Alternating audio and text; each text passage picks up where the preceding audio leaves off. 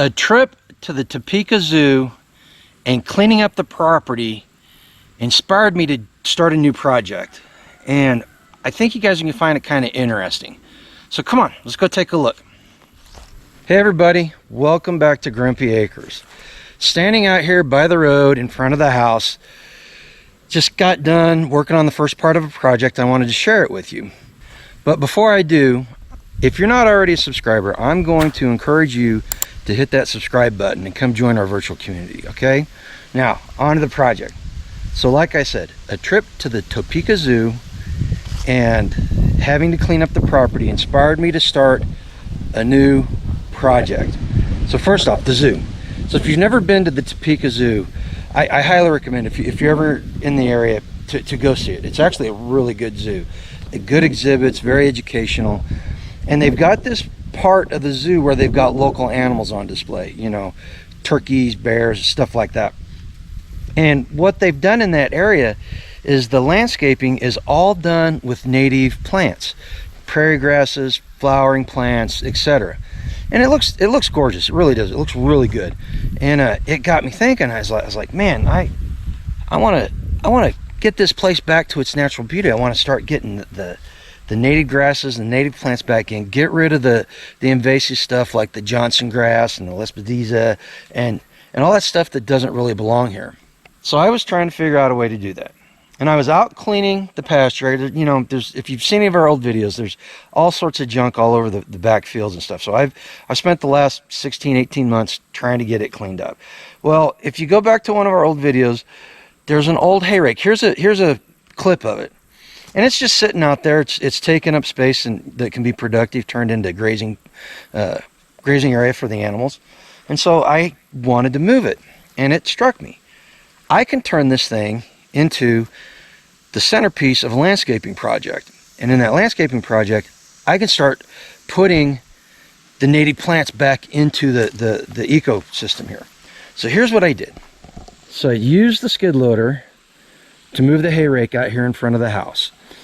And then I took these logs. There are all kinds of logs that just cut and dropped all over the place. So I've got a great big pile of them out there and back. And I just went out and I started looking for logs that look straight and look in good condition. And I brought them out here and I used a skid loader to bring them out. And then I used the chainsaw to cut the ends and just make them look presentable. And then I put them in place. And what I've got is the beginnings of a native plant habitat. And I was able to use the hay rake as the center point. And eventually what I'll do is I'll expand it. I'll expand it out here and see if I can't make this front a little bit bigger. But I'm going to take cardboard and I'm going to put cardboard down, cover up all this grass here, and then let it sit over the winter. And then I'm going to put compost on it, and we can start planting the plants. And then I'll cover the compost with another layer of mulch. Right now I'm at a stopping point because I do not have enough cardboard. I think I'm going to make a trip up to the nearest Dollar General. Can't swing a cat without hitting one in this area, but they've always got a whole lot of cardboard on hand, and I'm going to see if I can't raid their stash. And then bring it down and finish that part of the project. Put it down and wet it down. Run the hose out here and wet it down really good. All right. Now these logs are old, and as you can see, they're kind of starting to rotten away. I used hedge, and there's some oak in here. Eventually they will rot away, which is fine with me because it'll put nutrients back into the ground, and I can just go cut more logs and bring them out here and put them in place. So that's not a big deal. I wanted something natural. I didn't want stone, and I didn't want some really nice, you know, quarried rock or anything like that. I wanted something natural, and I wanted it to decay and go back into the land. So that's not an issue. And then the cardboard will go away, and it will have killed all this grass by the next spring, and we can start doing that. Now, the prepper in me, as I was doing this, realized that this is serving another purpose, that this setup right here is going to serve another purpose. Look at this fence. So we've got trees over here, and it goes over here, big open space, then we got some more trees. This makes a good avenue of approach for vehicles. So if somebody had a SUV or something, they could go right through that fence. That it would be nothing for a truck with a ram bar, brush bar on the front of it to push through that fence and bend those T-posts over. So what this does is it makes it harder for somebody to get a vehicle through that part of the fence.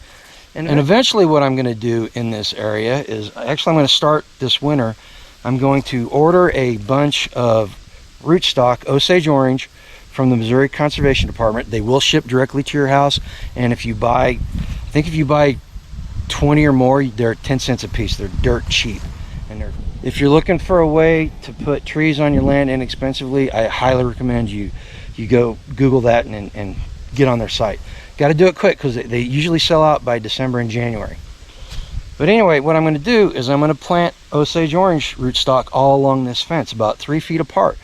And then as it grows up, I'll bend it over and peg it down to the ground, and it'll root there, and then it'll start growing stuff up like this. And eventually, after 3 or 4 years of this, of weaving these saplings together, you end up with a living fence.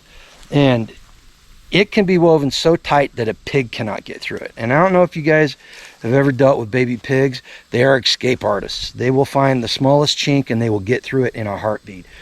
But eventually what will happen is, after 15, 20 years, there will be an impenetrable wall of living hedge Osage orange right here.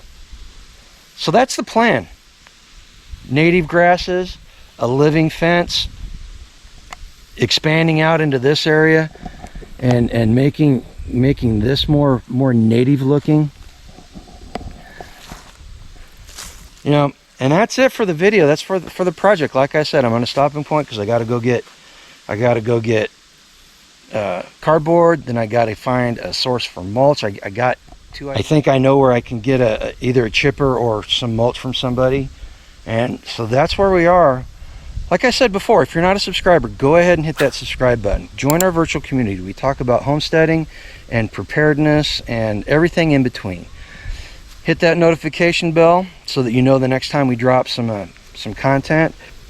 Hit that like button, hit that thumbs up button for us, and that way you let YouTube know that you like this type of content.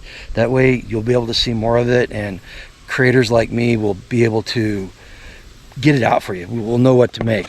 All right? Comment.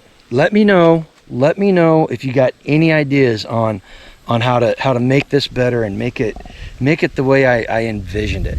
Okay? Love hearing your guys' comments.